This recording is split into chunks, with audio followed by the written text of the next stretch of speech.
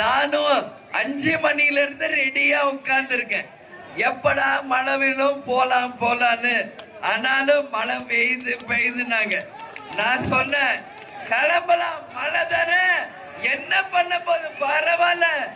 இவ்வளோ பேர் நனையிறப்ப நானும் அவங்க கூட நனையிறேன்னு சொன்னேன்.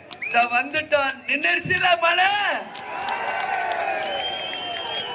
அதுதான் சொல்றேன், எதுக்குமே பயப்படவே கூடாது. அப்பதான் நம்ம வெற்றி பெற முடியும் அப்படிங்கிறத. எனவே அடாது மழை பெய்தாலும் விடாது நமது பணி தொடரும் என்பதற்கு இது ஒன்றே இலக்கு. நம்மளுடைய உண்மை நம்பிக்கை தைரியத்திற்கு வருண பகவான் வழி கொடுத்திருக்காரு.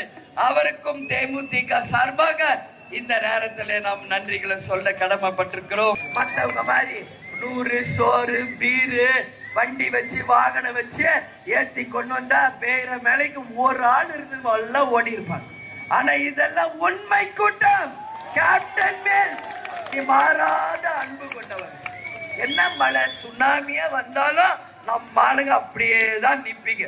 உங்களை பார்க்காம நானும் போவே மாட்டேன் மதுரையை விட்டு, இல்லையா? அதனால மழைக்கெல்லாம் அஞ்சுற கட்சி இல்ல தேமுதிக, எதையும் பார்க்கிற கட்சி தான் தேமுதிக என்பதை இதே ஒரு சின்ன உதாரணமா நாம எடுத்துக்குவோம்.